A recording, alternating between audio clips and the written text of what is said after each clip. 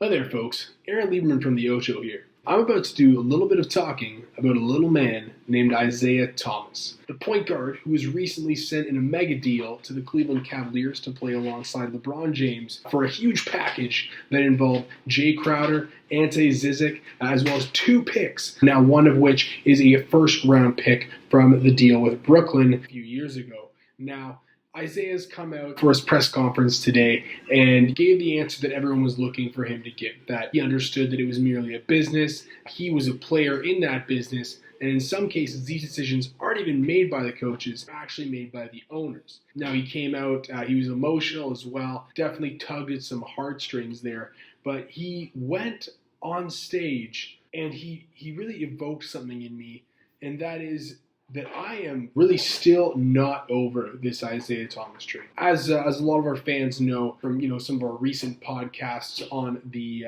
flagship show, The Ocho, Riley and I have talked about the fact that Isaiah Thomas actually played in playoff games at an exceptionally high level after the death of his sister. After doing something so incredibly noble and not even, I'll keep going, but he put everything that he had on the line for this team. And this second, a very great trade opportunity that it was, and Kyrie Irving came along, Isaiah Thomas was nothing more than another piece in the chess game. Now, for a guy like me, love taking the fan side, like taking the player side, and it's just not really sitting well with me. Not only did they completely devalue Isaiah Thomas by having to bend to the whim of Cleveland and throw in who will now be an exceptional 6-man in Crowder, as well as giving them a first-round overall pick, and then demanding more assets kind of be thrown into the deal after there was maybe some questions about a hip injury with Isaiah. Just starting there and then understanding that despite the fact that Kyrie Irving is an exceptional basketball player and certainly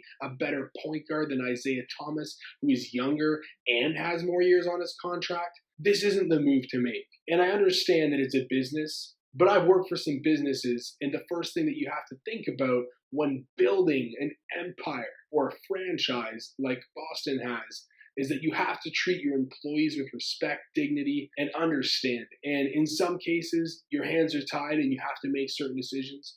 But getting rid of your all-star point guard who averages 30 points a game to put your team in the first seed in the Eastern Conference over the Cleveland Cavaliers, which is the team he'll be sent to, is absolutely despicable. So just wanted to go on record saying that I understand that IT is going out there and doing what his PR person has told him to do, and he's done a great job. But Isaiah also came out and said that he felt very hurt by the deal. He wouldn't put the blame on any one person, but he talked about falling in love with the city of Boston. And I just find it unfortunate that the city of Boston, more specifically Danny Ainge, and perhaps even more specifically the ownership in Boston, didn't understand or didn't fall in love with Isaiah Thomas, because he literally put his life at risk in terms of playing in such a deposed position after the death of his sister in a high stakes situation in the playoffs.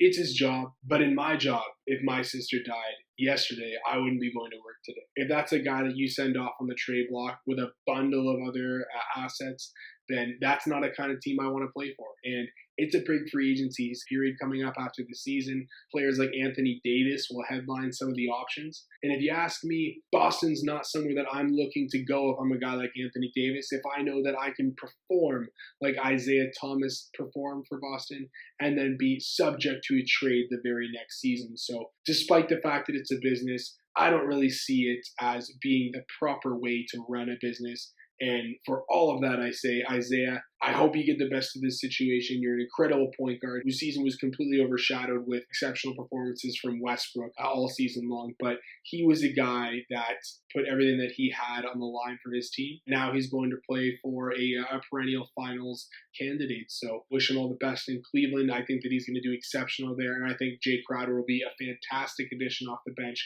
giving them a lot of physical defense. But at the end of the day, no one can really beat Golden State, so everyone's a loser here. Make sure to subscribe to the YouTube page. We're really trying to push that out and get our contributors talking to you, the fans, about what is new, what is current, what is fun. And beyond that, check us out on Facebook. Be sharing a lot of things there. Recently reached the milestone of 500 likes, so only looking to go up from there. And beyond that, we can also check us out on iTunes, of course, and Podbean too. So make sure to check in the info below. We'll have all the links there for you. Thanks for listening. And if you don't feel the way that I do, you think this is a business and you think that I'm just a blabbering idiot, hit me up in the comments. I'd be more than willing to scrap it with you. Thanks for listening.